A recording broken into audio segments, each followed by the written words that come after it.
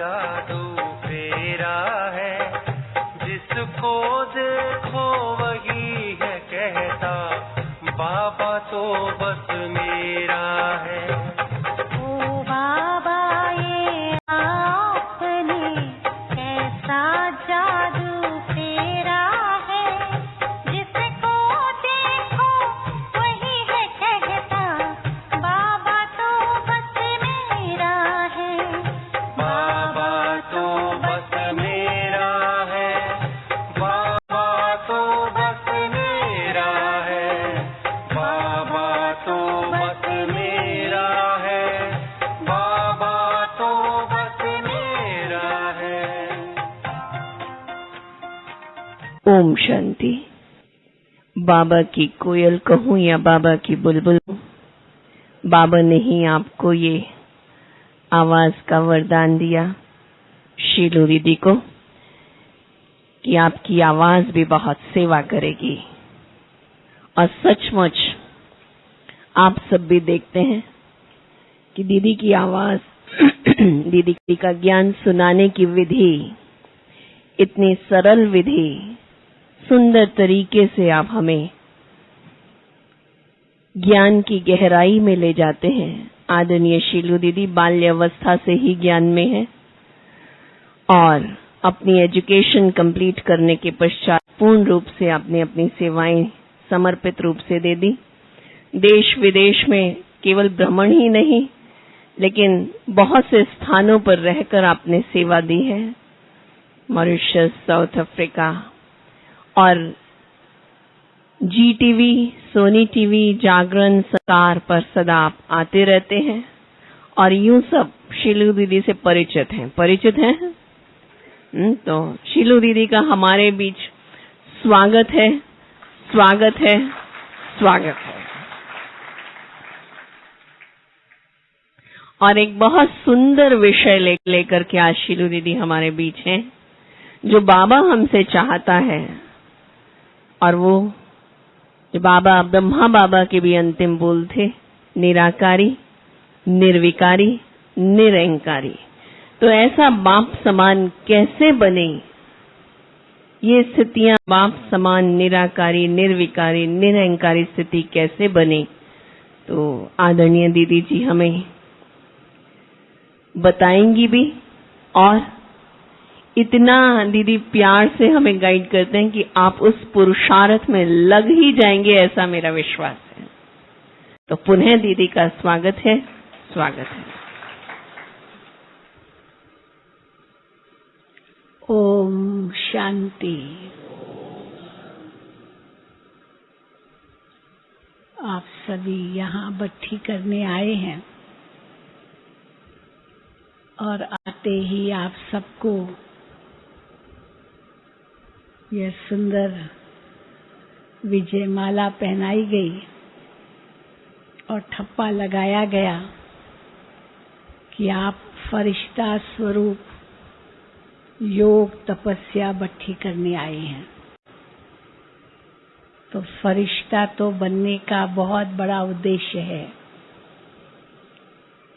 क्योंकि घर जाना है,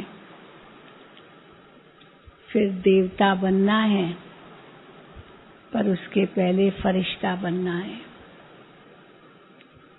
और फरिश्ता बनने के लिए देह और देह के सब संबंधों को भूल एक की लगन में मग्न होना है। फरिश्ता के कोई भी प्रकृति से रिश्ते नहीं हैं। तो देह और देह के संबंध, देह के पदार्थ,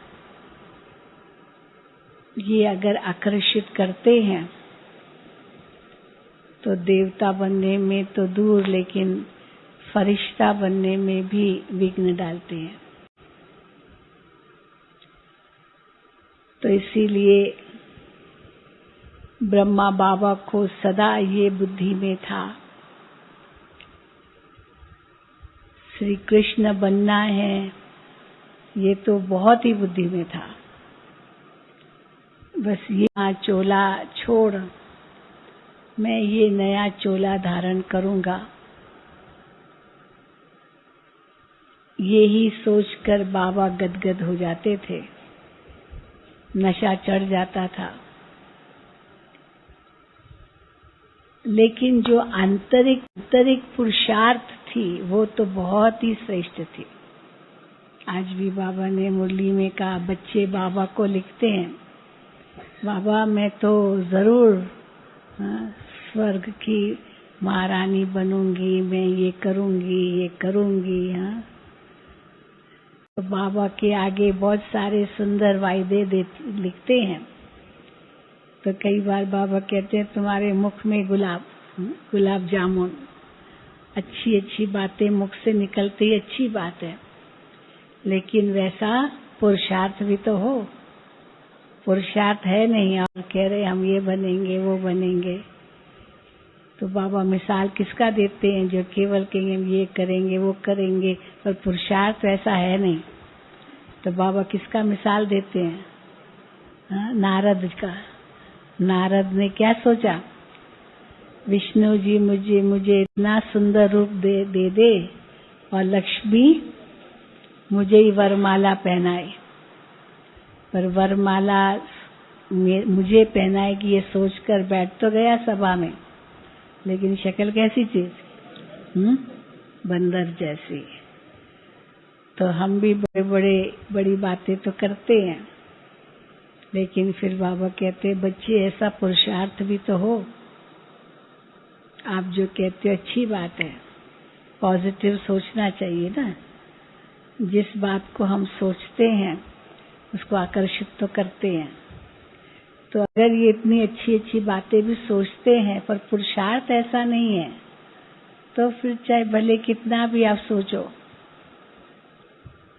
तो कहाँ मिलेगा। तो पुरुषार्थ भी उसी अनुसार हो, और ब्रह्मा बाबा ने वो पुरुषार्थ करके दिखाया। ब्रह्मा बाबा की ये विशेषता थी कि जो करना है वो अभी करना है। ये उनका बहुत दृढ़ संस्कार था। इसीलिए साधारण परिवार में जन्मे, लेकिन एक ही जन्म में कितने ऊंचे ओहदे पर पहुंचे, इतने ऊंचे धंधे में पहुंचे।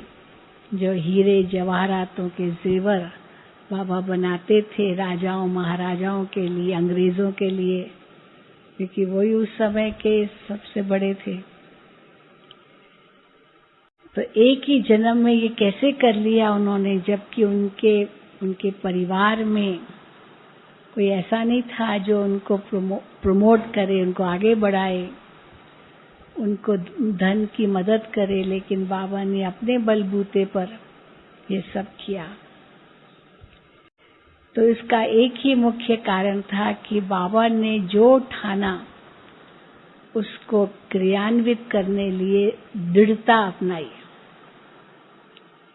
ये करना ही है और उसके लिए ये करना है, ये बनना ही है तो उसके लिए ये करना है। शिव बाबा ने उनको कहा कि आपका ये संपूर्ण स्वरूप है, तुम ही अभी साकार में ब्रह्मा सो फरिश्ता ब्रह्मा बनोगे, तुम्हारा ही ये संपूर्ण स्वरूप है।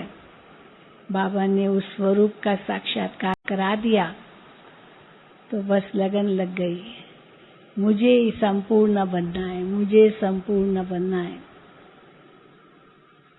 और जब तक संपूर्ण नहीं बने तब तक अंत घड़ी तक वो लगन बनी रही, बढ़ती रही। तो क्या है इसका राज? अंदर की सच्चाई, सफाई, और जो बाबा ने कहा वो किया। ये ब्रह्मा बाबा की विशेषता थी।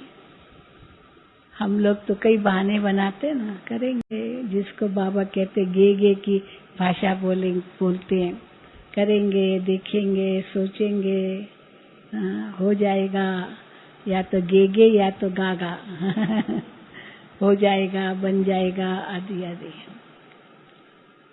और बाबा कहते थे करना ही है, हुआ ही पड़ा है,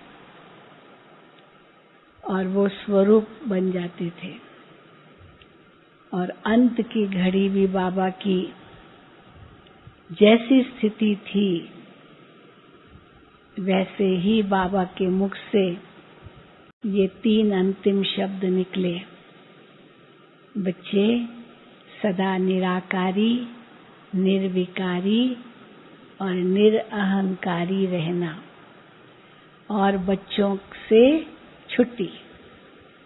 ये बाबा ने कहा, निराकारी, निर्विकारी, निरअहंकारी रहना और बच्चों के आगे झुके,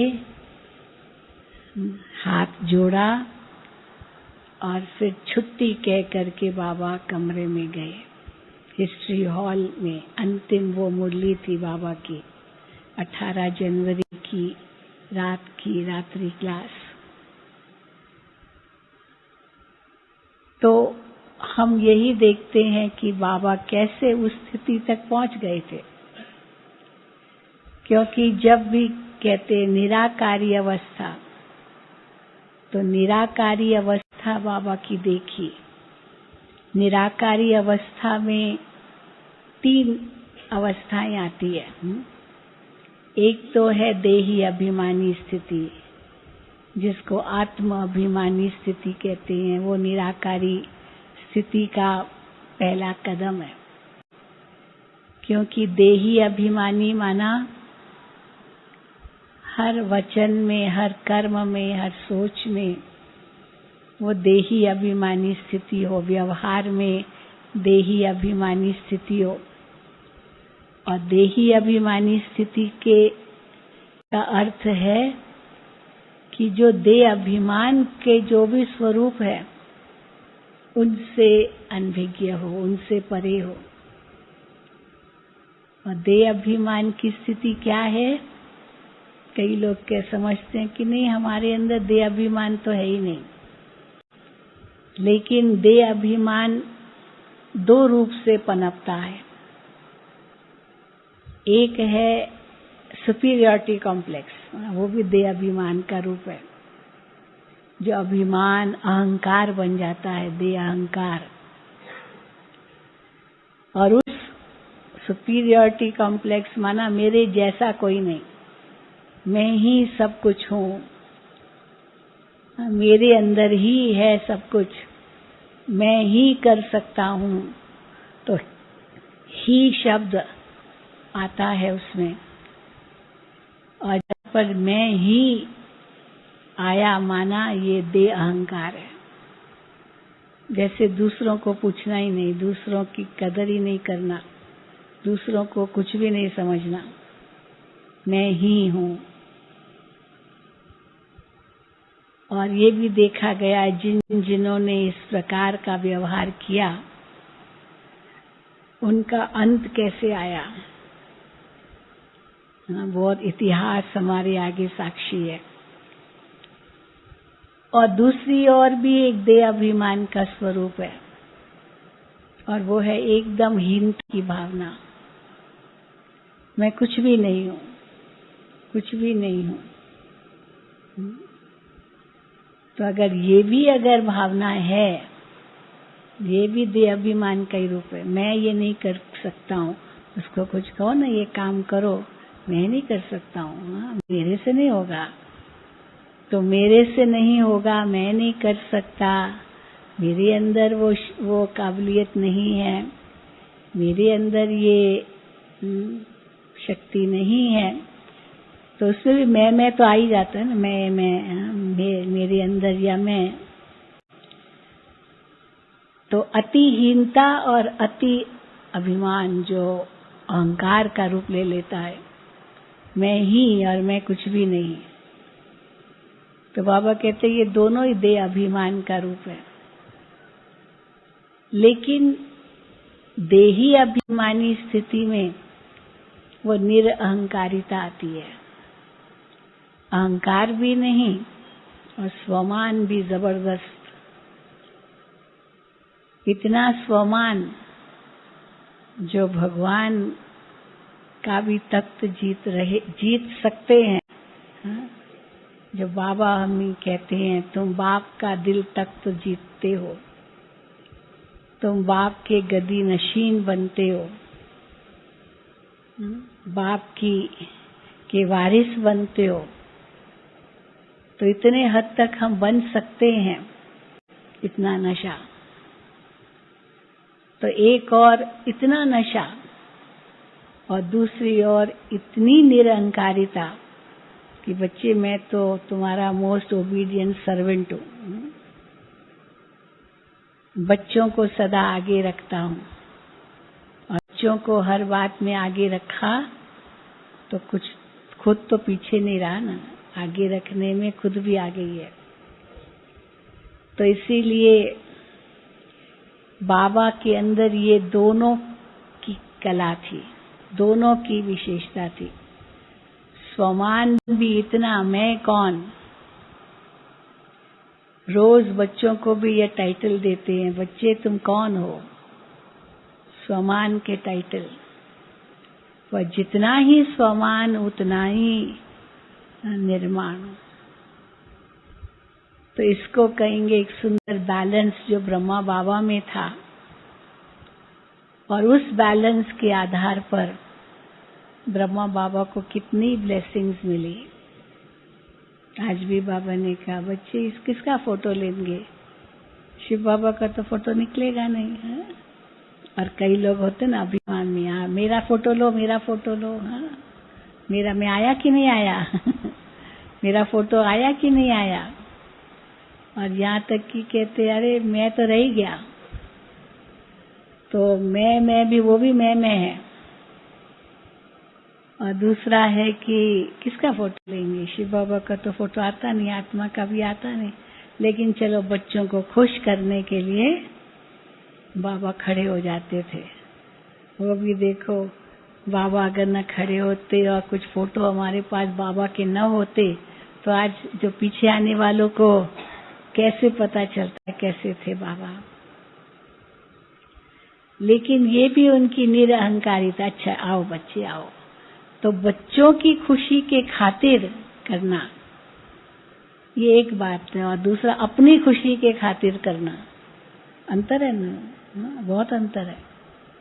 मेरी खुशी इसमें है कि मेरा फोटो आए, और बच्चे चलो खुश होंगे, चलो आओ बच्चे आओ आओ आओ बच्चे। और बच्चों की खुशी में बाप की खुशी है, ये है निरअहंकारिता। क्योंकि ये निरअहंकारिता का भी सब्जेक्ट बहुत बड़ा है, और निर्विकारी और निरअहंकारी, इसमें भी निरअहंकार को अलग किया निर्विकार से। वैसे तो कह सकते हैं निर्कामी, निर्क्रोधी, निर्लोभी, निर्मोही और निरअहंकारी, और 5 विकारों में अहंकार भी आ जाता है, काम, क्रोध, लोभ, मोह, अहंकार। तो पांचों को अलग नहीं किया, लेकिन जो अहंकार 5 में है उसको अलग किया, और निरअहंकारी अलग से कहा। क्योंकि और विकार जीतना तो फिर भी सहज है। अभी अगर हम ब्राह्मणों से पूछें कि भाई काम विकार है, कहेंगे वो तो सब भूल गए, है ना। भूल गए कि नहीं भूले, या अभी भी सताता है, अभी तो नहीं सताता, तो वो तो भूल गए। फिर क्रोध के लिए भी कहेंगे अभी तो मैं इतना मीठा हो गई हूँ, मीठी हो गई हूँ, मीठा हो गया हूँ। गुस्सा भी मैं भूल गया, ऐसे है कि अभी तक आता है नहीं कि भूल गए गुस्सा करना। एक भाई आया, उसने कहा बहन जी मैं तो गुस्सा करना ही भूल गया हूँ। अच्छा, तो मैंने कहा याद करना है क्या गुस्सा करना ही भूल गया हूँ, तो जो चीज भूलनी है वो तो भूलनी है कि इसको फिर से याद करना है। तो चलो काम भी भूल गया, क्रोध भी भूल गया, बस रात को बाबा की गोद में सो जाना है, यही बुद्धि में, और तो सब बातें भूल गई। और मैं आत्मा हूँ, मैं तो हूँ ही शांत स्वरूप, सारा दिन ओम शांति कहते तो गुस्सा आएगा क्या, है ही ओम शांति लोग भी हम लोगों को देखते हैं तो क्या कहते हैं, ये ओम शांति वाले हैं, ओम शांति वाले। अब ओम शांति वाले को गुस्सा करता हुआ देखे तो कहेंगे आप लोग तो ओम शांति वाले और गुस्सा करते हो। वही हमको सिखलाते हैं, वही याद दिलाते हैं। घर में भी ऐसे होता है, रोज हम क्लास में आते हैं तो घर में समझ लिया है सबने कि ये तो रोज सत्संग में जाएगा, क्लास करने जाएगा, पर एक दिन थोड़ी सुस्ती आई तो हम तो सुस्ती कर लेंगे, चलो आज नहीं जाते। घर वाले याद रहे, आज जा नहीं रहे हो क्या? आज जा नहीं रहे हो, क्या बात है, आज क्लास में नहीं जा रहे हो? तो हम सुस्ती करेंगे और वो हमको याद दिलाएंगे। तो इसीलिए हमको करना ही पड़ेगा, क्योंकि वो याद दिला रहे हैं। तो अगर हमने कहा नहीं आज नहीं जाना, क्यों, क्या बात है, आलस आ गया क्या? वो और ही ज्ञान हमको देना शुरू करेंगे। हम उनको क्या देंगे, वही हमको देंगे। तो इसीलिए सदा अलर्ट भी रहना है, सावधान भी रहना है, बाबा की हर श्रीमत का पालन भी करना है। तो काम को भी जीता, क्रोध को भी जीता, फिर लोभ को भी जीता। घर जाना है, घर जाना है, बाबा सारा दिन मुरली में कह रहे हैं। बड़ी दीदी हमारी ये भी बहुत याद दिलाती थी। दीदी के आगे भी दीदी की बातें सुनाई ना सवेरे।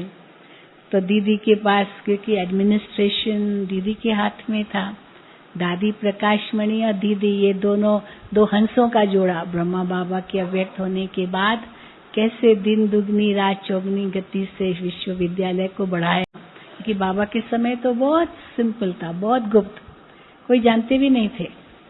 लेकिन दीदी जी और दादी जी ने कैसे इसको इतना आगे बढ़ाया। तो दीदी के अंदर एडमिनिस्ट्रेशन की बहुत शक्ति, हालांकि पढ़ी लिखी नहीं थी।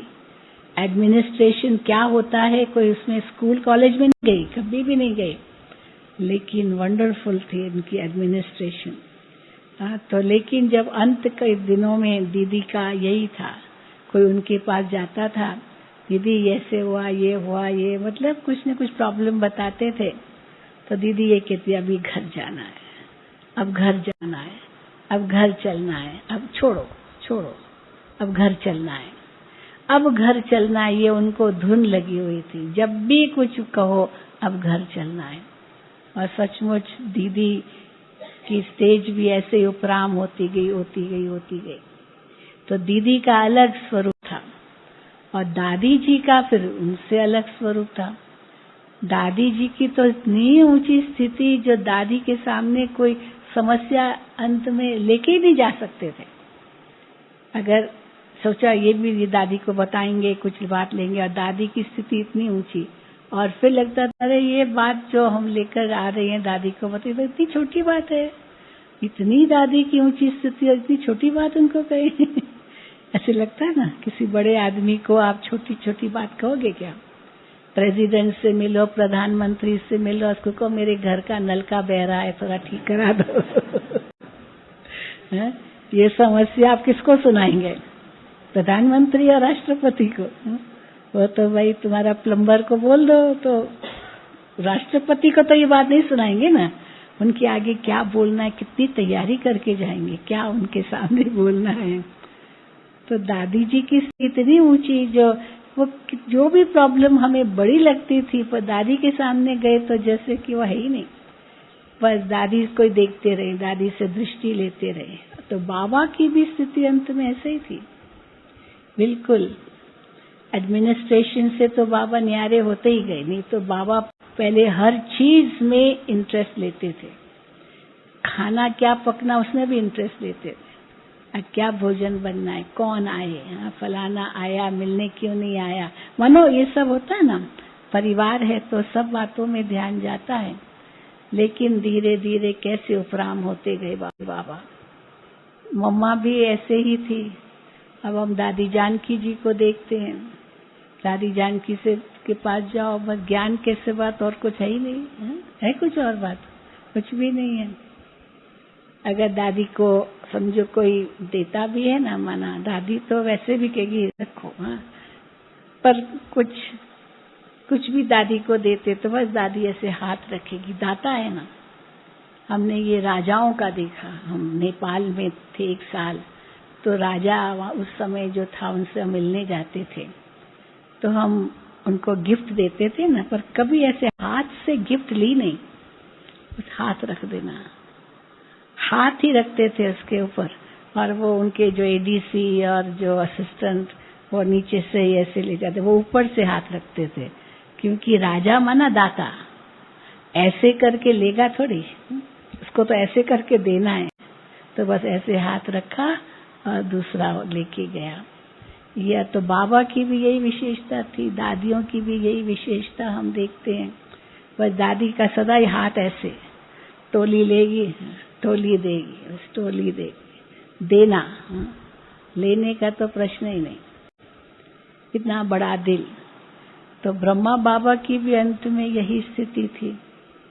और अगर छोटी मोटी कोई बातें लेकर के आता था तो बाबा या तो समझदार होता था, तो बाबा के आगे वर्णन करने की जरूरत नहीं होती थी, वो समझ जाता था बाबा के आगे नहीं बोलना है। या तो अगर वो बोलता भी था तो अभिमान में आकर के, तो बाबा उनको बहुत युक्ति से शांत कराते थे। एक मिसाल मैं आपको दूं कि एक बार एक बहन ने लंबा चौड़ा पत्र लिखा था बाबा को, जिसमें सेवा समाचार लिखा था, ये फलाने से मिले, मिनिस्टर से मिले, ये मिले, बहुत कुछ लिखा, इतने लोग आए मेले में, ऐसे सेवा हुई, ये ओपिनियन दिया, मतलब बहुत लिखा। तो उसके बाद पत्र में लिखने के बाद वो थोड़े दिन के बाद मधुबन आई, तो मधुबन आई तो बाबा से मिली और बाबा को सब फिर से बताने लगी, बाबा हमने बहुत अच्छी सेवा की, बाबा हमने ये किया। अब बाबा तो शांत सुन रहा है। अब बाबा चाहता था कि बस हो गया ना, बता दिया, पर सीधा कैसे बोले, भाई अभी मत बोलो ज्यादा, ऐसे नहीं बोला। बाबा ने कहा, बच्ची ये आपने पत्र में भी लिखा था ना? हाँ बाबा मैंने पत्र में लिखा था, मैंने बाबा बहुत अच्छी तरह से सारा डिटेल लिखा था। बाबा जानते हैं, बाबा जानते हैं, बाबा जानते हैं का मतलब बस शांत अब और बताने की जरूरत ही नहीं है। फिर बाबा मुरली में सुनाते थे, उस समय उसको कुछ नहीं कहा। फिर बाबा मुरली में सुनाते थे कि बच्चे अपनी सेवा की बहुत बड़ाई करते हैं, परंतु बाबा कहते कुछ भी सेवा नहीं की। उसको सामने नहीं बोले लेकिन बाबा कहेंगे कुछ भी सेवा नहीं की। अगर सेवा सचमुच की होती तो उसका प्रूफ होता, वो लेटर लेकर आती कि बाबा हमने ये पाया है, ये हमने ऐसे अनुभव किया है। वो बाबा को पत्र दिखाते उनका, जिन्होंने अनुभव किया, जिनकी बढ़ाई कर रही है टीचर, उनका प्रूफ क्या है वो तो आप जानो, बाबा के आगे तो प्रूफ चाहिए ना। तो बाबा मुरली में सुना देते, जैसे आज भी मुरली में सुना ना, कितनी बातें, कई बातें ऐसी जो पत्रों में आती थी और बाबा फिर उसको अभी मुरली में सुना देता कि सबका उसमें फायदा हो। तो इसीलिए बाबा अंत के दिनों में कैसे न्यारे होते गए। तो वो निराकारी अवस्था की जो मैं बात कर रही थी, इसमें एक तो है देही अभिमानी स्थिति और दूसरी है अशरीरी स्थिति और तीसरी है फिर बीज रूप की स्थिति।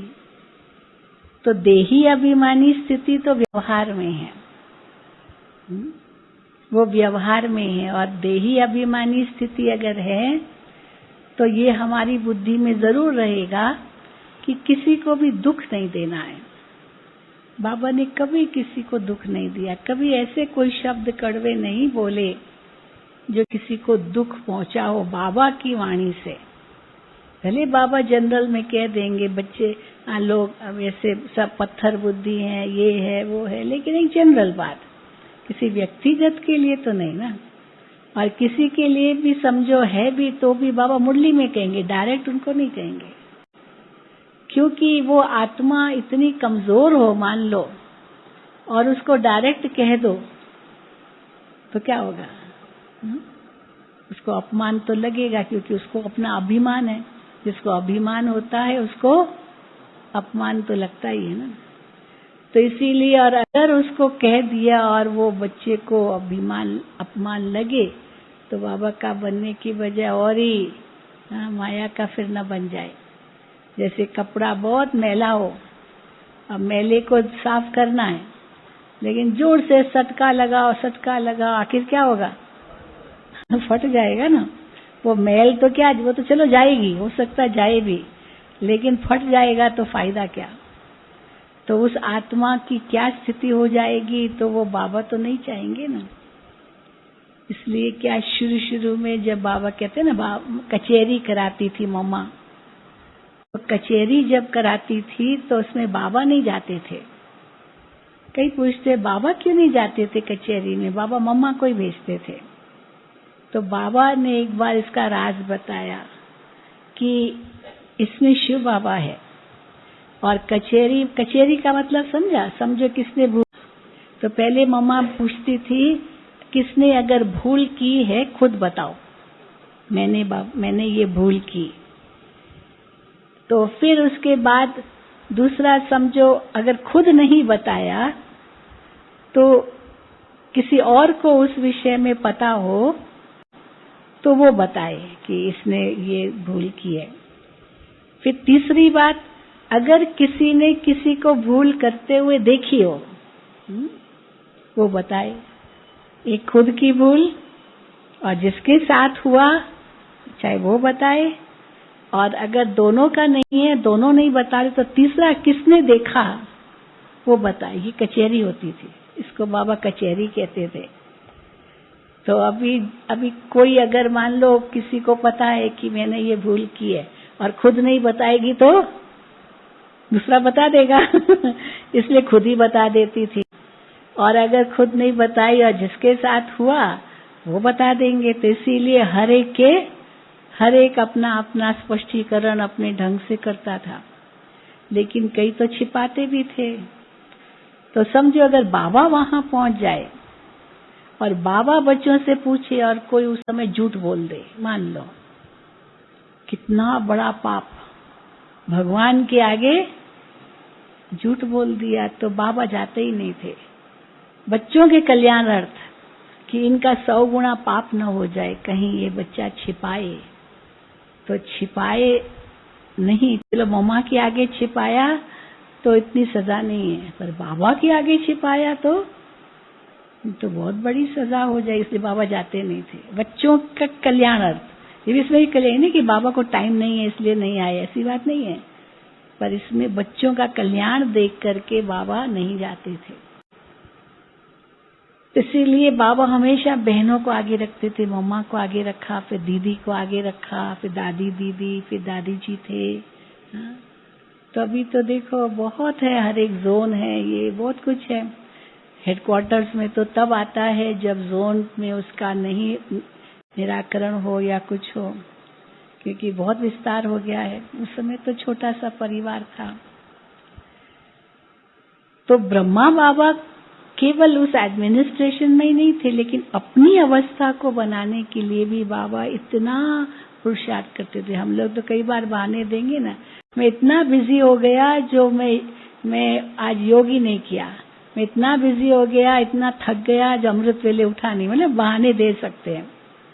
लेकिन ब्रह्मा बाबा ने कभी ऐसे बहाने नहीं दिए, और कैसे अपनी अवस्था के प्रति भी इतना ही ध्यान। तो जितना ही वो देही अभिमानी थे उतना ही अशरीरी अवस्था पर ध्यान देना। 1 सेकंड में न्यारे बन जाओ, आज जैसे बाबा ने कहा 1 सेकंड में अंदर चले जाओ, 1 सेकंड लगना चाहिए। देही अभिमानी स्थिति का बहुत काल का अभ्यास होगा तो अशरीरी बनना सहज है। जैसे योग में बैठे आत्मा अशरीरी बन जाती है। अगर देही अभिमानी बनने का अभ्यास कम है तो बैठते अशरीरी नहीं होंगे, हिलते रहेंगे, डुलते रहेंगे, यहाँ इधर उधर देखते रहेंगे, या मन भटकता रहेगा। घड़ी को देखेंगे कि अभी कितने बजे, टाइम हुआ कि नहीं हुआ, तो अशरीरी क्या बनेंगे। पर बैठे मैं आत्मा हूँ, इस शरीर से अलग हूँ, बन गए शरीरी। बाबा बैठते थे एकदम अशरीरी देही अभिमानी स्थिति हो जाती थी। तो वो अशरीरी अवस्था योग की अवस्था, और 1 सेकंड में सब संकल्प स्टॉप। ये नहीं कि अंदर संघर्ष करना पड़े व्यर्थ को खत्म करने के लिए, संघर्ष नहीं, युद्ध किया, संघर्ष किया तो फिर वो देही वो अशरीरी अवस्था थोड़ी हुई। तो इसीलिए न युद्ध करना है, न संघर्ष करना है, न पुरुषार्थ उसमें हो कि मैं व्यर्थ को जीतूं, व्यर्थ पर विजय पाऊं, नहीं, लेकिन है ही विजयी। विजयी स्थिति है ही, वो है अशरीरी स्थिति, जो बैठे और एकदम देह से न्यारे हो गए, अंदर आत्मा अपने आप में स्थित हो गई। और वो अशरीरी अवस्था फिर हमको निराकारी अवस्था बनाने में सहयोग देती। जैसे देही अभिमानी स्थिति अशरीरी बनाने में सहयोग देती, वैसे अशरीरी स्थिति फिर बिंदु रूप की स्थिति बनाने में सहयोग देती, जिसको बिंदु रूप में बाबा 3 बिंदु की भी बात कर रहे हैं। मैं आत्मा बिंदु, बाबा बिंदु और ड्रामा बिंदु। बस ये हर वक्त मैं बिंदु लगा सकूं और उस बिंदु स्थिति में बीज रूप की स्थिति का अनुभव कर सकूं। जैसे मैं 1 सेकंड में परम धाम में पहुंच गई, सब बंधनों से मुक्त हो गई, ये बीज रूप की अवस्था। तो ये निराकारी अवस्था है। और इस निराकारी अवस्था में सब कुछ व्यर्थ, अशुद्ध, अशुभ, कमजोर, ये सब कुछ स्वाहा हो जाता है। जैसे सागर में सब कुछ स्वाहा हो जाता है, इस निराकारी अवस्था में सब कुछ स्वाहा हो जाता है और आत्मा शुद्ध तरह सच्चा सोना बन के निकलती है। तो ये निराकारी अवस्था बाबा की देखी। बाबा चल रहे हैं, अचानक बाबा खड़े हो गए और खड़े हो गए, सब खड़े हो गए, सब खड़े हो गए। बाबा दृष्टि देने लगे, सब दृष्टि लेने लगे। थोड़ी बहुत आपस में बातचीत करे थे, वो भी सब चुप हो गए। आप सोचते हो एक बाबा का जैसे चुंबक का आकर्षण, क्योंकि उनकी निराकारी स्थिति सहज बाबा अनुभव करते थे। और उसी निराकारी अवस्था में बाबा कहते हैं तुम्हारे सब पाप दग्ध होते हैं, आत्मा पुण्य आत्मा बनती है, हल्की बनती है, तो पावन बनती है। ये सब उस निराकारी अवस्था में होती है। लेकिन उसके लिए कदम ये है 3। कौन से 3 कदम? देही अभिमानी बनना, अशरीरी बनना और बिंदु स्थिति। 3 बिंदु लगाने की स्थिति, तो एकदम बीज रूप आत्मा बन जाए। और वो स्थिति अंत में हमको लानी है, जिस समय और कोई देहधारी की याद न हो। क्योंकि कोई भी देहधारी याद आया माना फेल। चाहे कोई व्यक्ति याद आया, वस्तु याद आई, वैभव याद आया, कोई घटना याद आई, कोई भी परिस्थिति, कोई भी बात अंत के समय याद आई तो फेल। क्योंकि अंत का पेपर तो 1 सेकंड का होगा, 1 सेकंड का पेपर, वो ऑब्जेक्टिव क्वेश्चन होगा। और एक ही क्वेश्चन है। स्कूल में, कॉलेज में ऑब्जेक्टिव क्वेश्चंस आते हैं ना, इसमें हाँ या ना ये जवाब लिखना है, या तो हाँ या तो ना। परसेंटेज नहीं होता उसमें, या तो हाँ या तो ना। तो अंत का एक ही क्वेश्चन पेपर होगा। और वो कौन सा क्वेश्चन होगा? नष्टो मोहा स्मृति लब्धा, यही बस प्रश्न होगा। नष्टो मोहा स्मृति लब्धा है या नहीं है, बस। लेकिन उसमें हाँ होने के लिए बहुत काल का अभ्यास चाहिए, नहीं तो नष्टो मोहा नहीं होंगे। अंत में कोई न कोई याद आएगा, कुछ न कुछ बात याद आएगी। तो कोई कुछ भी याद न रहे, इसके लिए बहुत काल का अभ्यास। और जब बहुत काल का अभ्यास होगा तब हम एवर रेडी रह सकेंगे। क्योंकि कभी भी आएगा, अचानक होगा। तो अचानक, एवर रेडी और बहुत काल का अभ्यास। वो जो क्वेश्चन पेपर होता वो अचानक नहीं होता, लेकिन उस क्वेश्चन पेपर में क्या क्वेश्चन आएगा ये पता नहीं होता। और ये क्वेश्चन पेपर का पता है, पर कब आएगा ये पता नहीं है ना। इसीलिए का अचानक। तो अचानक में पास होना है तो एवर रेडी रहना पड़ेगा, कभी भी आएगा। हर वक्त उसके लिए अभ्यास चाहिए, तो बहुत काल का अभ्यास चाहिए। अगर हमको पता है कि कब आएगा, तो हम सोचेंगे चलो कल है ना क्वेश्चन पेपर, आज से मैं पढ़ूंगा, आज पढ़ूंगा, तो तब तक तो मौज करो, है ना। स्टूडेंट्स यही तो करते हैं। मेरा एग्जाम अप्रैल में है, तो मार्च तक तो मैं मौज करूँ ना। अप्रैल में एग्जाम्स है, पर यहाँ तो वो नहीं है, डेट तो नहीं बाबा ने बताया, इसलिए डेट कॉन्शियस तो बन ही नहीं सकते हैं। तो इसलिए बहुत काल का अभ्यास चाहिए, क्योंकि अचानक होना है तो एवर रेडी रहना ही पड़ेगा। और जवाब 1 सेकंड का है, हाँ या ना। अब ये क्वेश्चन सरल है या बहुत मुश्किल है? खाली हाँ या ना ही लिखना है ना।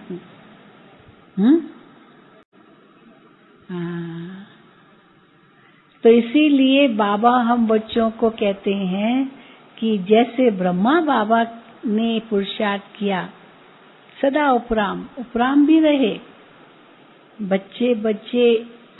बच्चों के प्रति वो प्यार, वो लगन, वो भावना, वो पालना, सब कुछ था, लेकिन फिर भी न्यारे।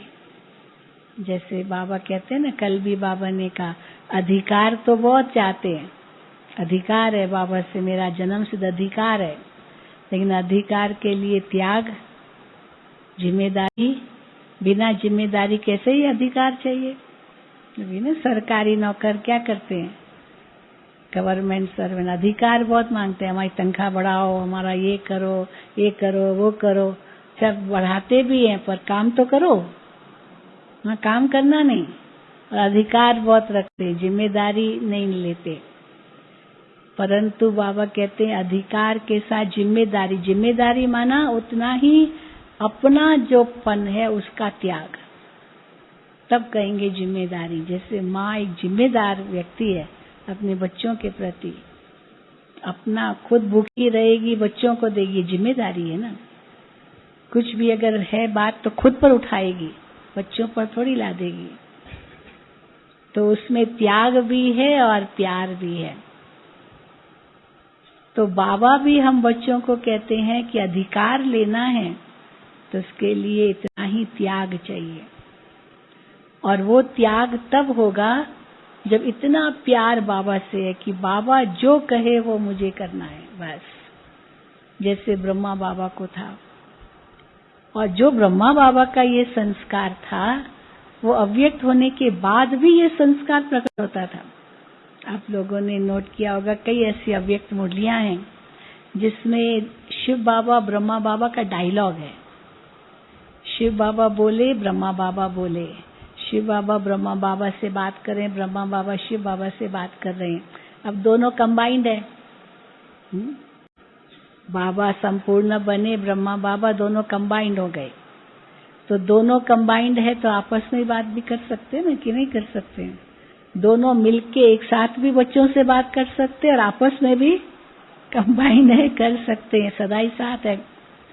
तो ब्रह्मा बाबा को अभी देखो अव्यक्त हुए कितने साल हो गए, 69, और अभी 2017, 48 साल बाबा अव्यक्त वतन में हमारा इंतजार कर रहे हैं। तो ब्रह्मा बाबा शिव बाबा से पूछते हैं, बाबा कब तक, कब परम धाम के गेट खोलने हैं? ब्रह्मा बाबा शिव बाबा से पूछते, वो इंतजार कर रहे हैं बच्चों का। और शिव बाबा कहते, बच्चे तो तैयार ही नहीं हुए हैं। तो फिर ब्रह्मा बाबा पूछते, बच्चे तैयार क्यों नहीं हो रहे हैं? ब्रह्मा बाबा इतना जल्दी तैयार हो गया तो बच्चे क्यों नहीं हैं? बच्चों को भी तो जल्दी होना चाहिए, बच्चे क्यों नहीं हो रहे हैं? तो शिव बाबा ब्रह्मा बाबा को आथत देता है, हाँ, धीरज देता है। क्या?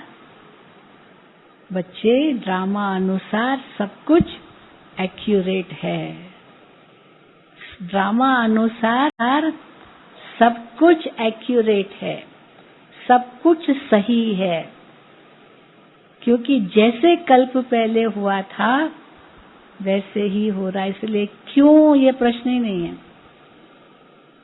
पर ब्रह्मा बाबा को आते क्यों बच्चे जल्दी तैयार नहीं हो रहे हैं? ब्रह्मा बाबा तो हो गए इतना जल्दी, लेकिन ब्रह्मा बाबा इसलिए नहीं हुए कि तुरंत घर चलना है। अव्यक्त पाठ का किसको पता नहीं था? जब तक पहला गुलजार दादी में बाप दादा नहीं आए थे, तब तक किसी को पता नहीं था कि अव्यक्त पाठ कोई चलेगा, किसी को नहीं मालूम था। पर ये भी चलना जरूरी था, तभी तो इतना विस्तार हुआ। अगर ये अव्यक्त पाठ नहीं होता तो इतना विस्तार होता बच्चों का, क्योंकि बाबा ने साफ उसी समय कहा, अभी विहंग मार्ग की सेवा होगी। अभी तक तो चीटी मार्ग की सेवा थी, अभी विहंग मार्ग की सेवा होगी। विहंग पक्षी की उड़ान और चीटी की चाल, कितना अंतर है दोनों में।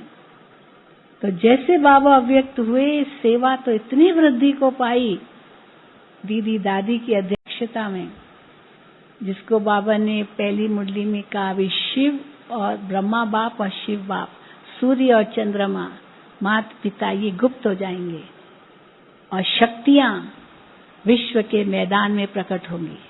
सूर्य चंद्रमा छिप जाएंगे, सितारे चमकेंगे। ये बाबा ने उस मुरली में, पहली मुरली में कहा था, क्योंकि वो अगर न हो तब तक विश्व की सेवा नहीं हो सकती। तो ब्रह्मा बाबा तो गुप्त रहे। ब्रह्मा बाबा एक नींव की तरह, जो दादियां जो ओरिजिनल थी, आदि रत्न, वो नींव है। वो नींव तो प्रत्यक्ष नहीं होती है। प्रत्यक्ष कौन होता है? वृक्ष होता है। नींव तो फाउंडेशन है, उसी वो आधार है सारे वृक्ष का। तो वो तो हमारी दादियां दीदियां हैं, जिन्होंने 14 साल तपस्या की, ब्रह्मा बाबा ने, मम्मा ने, और उनको देख करके फिर हम लोग सीखे, आगे बढ़े, उनसे प्रेरणा ली, और देखो विश्व की सेवा हो रही है। कितना सुंदर ये स्वरूप है विश्व सेवा का, जो कोई सोच भी नहीं सकता है कि इस प्रकार से गुप्त रीति से भगवान नई दुनिया की स्थापना करवा रहा है। क्योंकि दुनिया तो विनाश ही देख रही है। कि मोहिनी बहन अपनी न्यूयॉर्क की है, उससे किसी ने पूछा कि विनाश कब होगा, आखिर कब होगा? तो उसने बहुत सुंदर बात सुनाई। उसने कहा, वो हमसे पूछते, हम थोड़ी विनाश करने वाले हैं। जो विनाश करने वाले उनसे पूछो ना। वो तो रशिया का राष्ट्रपति और अमेरिका का राष्ट्रपति, उनके हाथ में बटन है। वो जब चाहे बस बटन दबाने की बात है। सब कुछ तैयार है, कुछ भी करना नहीं है, सब तैयार है। लेकिन उसके लिए बटन दबाएगा कौन? और दोनों के हाथ में है, अमेरिका रशिया। उस समय तो क्या था, कोल्ड वॉर था। अमेरिका और रशिया ये दोनों इतने हथियार बना चुके थे। कोल्ड वॉर, प्रॉक्सी वॉर, युद्ध नहीं चल रहा था, लेकिन गुप्त रूप से वो हथियार अपने बना रहे, वो अपना हथियार बना रहे। और दोनों ही जो दुश्मन देश है उनको मदद कर रहे। अभी भी यही चल रहा है ना, अमेरिका उनको कर रहा है और रशिया दूसरे को कर रहा है। और इसीलिए सब खड़ा हुआ है। क्योंकि एक शुरू करेगा तो दूसरा छोड़ेगा थोड़ी, वो अपना करेगा। तो एक दूसरे से डर के मारे नहीं शुरू कर रहे हैं, क्योंकि अगर शुरू करेंगे तो हम भी बचने वाले नहीं हैं, है ना। तो इसीलिए शुरू नहीं कर रहे हैं। तो वो तो तैयारी हो चुकी है, उसके लिए तैयारी के लिए रुकना नहीं है। तो मोहिनी बहन ने बहुत सुंदर कहा, वो हमसे क्यों पूछते, हम थोड़ी विनाश करने वाले, हमारे हाथ में कोई शक्ति है क्या विनाश करने की। लेकिन हाँ, स्थापना में हमारा योगदान है। तो ये आप पूछ सकते हो कि स्थापना कब तक होगी।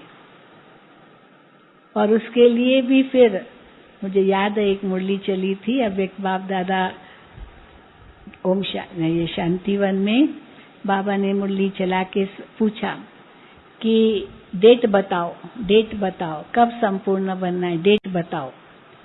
तो निर्वैर भाई से बाबा ने पूछा, हाँ डेट बताओ। तो बाबा ने कहा, तो निर्वैर भाई ने कहा, बस बाबा इस सीजन के अंत तक सब तैयार हो जाएंगे, ऐसे कह दिया। तो बाबा ने उनको देखा, मुस्कुराया, क्या आपने सबका ठेका उठाया है? याद है ये मुरली? आपने क्या सबका ठेका उठाया है? बेचारा निर्वैर भाई तो उसको तो जोश नहीं, क्योंकि बाबा ने जोश दिलाया ना, कब तक तो भाई जवाब तो देना है। तो उसने सबके प्रति सबकी तरफ से कहा कि सीजन के अंत में यह जो शब्द कहे। अब फिर बाबा ने मुरली चलाई, फिर दादी जी से पूछा, दादी जानकी से पूछा, डेट बताओ। तो दादी ने बड़ा सुंदर जवाब, दादी ने कहा, बाबा मैं तो तैयार हूँ दूसरों की जिम्मेदारी मैं नहीं ले सकती है, वो कहाँ ले सकती है, तो मैं तो तैयार हूँ बाबा, हाँ, जब भी आप कहो मैं तैयार हूँ। तो क्योंकि दादी तो जैसे संपूर्ण ही है ऐसे समझो, हाँ बिल्कुल एक सेकंड में ऐसे न्यारी हो जाती है, एक सेकंड में बिल्कुल उपराम, जो बात मत पूछो। दादी कहती है मैं तो कुछ भी नहीं करती हूँ, लेकिन दादी का वहाँ उपस्थित होना ही यही बहुत बड़ी सेवा है। तो जब बाबा ने दादी को कहा कि जब दादी ने कहा बाबा मैं तो तैयार हूँ, तो बाबा ने कहा तो क्या तुम अकेली जाओगी निर्वैर भाई कहा क्या सबका ठेका उठाया है, और दादी को कहा क्या अकेली जाओगी, क्योंकि मैं तैयार हूँ का मतलब क्या अकेली चल पड़ोगी क्या तो बाबा ने उसको कहा कि आपको सबको तैयार करना है, ये बाबा ने उनको काम दिया। उसके बाद का बड़ा वंडरफुल सीन होता था। दादी जानकी ने जैसे क्लास कराया, टीचर से मिली, हम लोगों से मिली, तो दादी ने कहा कि देखो बाबा ने बड़ा काम दिया, सबको तैयार करना है। अब कैसे तैयार करना है, वो आपको तैयार होना है हमारे साथ। तो फिर दादी ने एक बहुत सुंदर अपना अनुभव सुनाया कि देखो जब मैं ज्ञान में आई ना, तो मुझे बोलना नहीं आता था, बहुत शाय, बहुत माना बात नहीं करती थी दादी जानकी, चुपचाप रहती थी बस। और बाबा ने जो कहा वो सामने बैठ करके बस जैसे नहीं कि हामी भरना करना, क्योंकि बाबा कहते थे कि नाचने वाली अगर नाच रही है और जो सामने वाले सो रहे हैं तो वो नाचने वाले को मजा नहीं आएगा, तो उमंग दिलाना है ना, तालियां बजाओ तो वो नाचने वाले या गाने वाले और गाएंगे। तो वो सोचती थी मैं सामने बैठ के बाबा की आगे ऐसे करूँ तो झुटका खाऊंगी, तो बाबा ने आज भी बोला झुटके खाने वाले बाबा के सामने नहीं बैठे, बाबा ऐसे भी कहते थे। तो इसीलिए दादी सामने बैठ के करती थी। तो एक दिन बाबा ने उसको कहा क्या तुम कबूतर हो क्या? कबूतर क्या करता है? उसकी वही भाषा है ना, ऐसे सिर हिलाता है और वो दाना चुगता है, फिर करता रहता है। तो तुम कबूतर हो क्या? तो दादी ने कहा बाबा की मुरली सुन रही हो। तो बाबा ने कहा बच्ची जो बाबा का सुनती हो ना वो दूसरों को सुनाओ, अपने लिए तो सुनती हो ठीक है, पर खाली नहीं, पर दूसरों को सुनाओ। वो तो क्या करती थी दादी, जो सुनती थी अंदर में याद किया और हूबहू जैसे बाबा के शब्द उसी अनुसार दूसरों को सुनाती थी। बाबा ने कहा है ना हूँ सुनाना है। तो एक दिन दादी को बाबा ने कहा क्या अभी तुम तोता हो क्या? तोता क्या करता है? जो सुना बिना समझे वो दूसरों को सुनाता रहता है, सुनाता। तो तोता हो क्या? अब तोता भी नहीं बनना है क्योंकि बाबा ने ही तो कहा ना जो तुम सुनती हो वो दूसरों को सुनाओ। तो बाबा ने कहा ऐसे नहीं, अपना विचार सागर मंथन करो, जो बाबा से सुनती हो उसका मनन करो, उसका चिंतन करो, उसमें से नई नई पॉइंट्स निकालो। देखो मम्मा कैसे निकालती है, मम्मा मुरली चलाती, एक पॉइंट पर सारी मुरली, एक ही टॉपिक लेती थी और उस पर सारी मुरली चलाती थी। बाबा तो सागर है, सागर की लहरें कभी इधर से तो वो लहरें निकलेगी, क्योंकि वैरायटी है ना, सागर की तो लहरें इतनी स्ट्रांग होती है।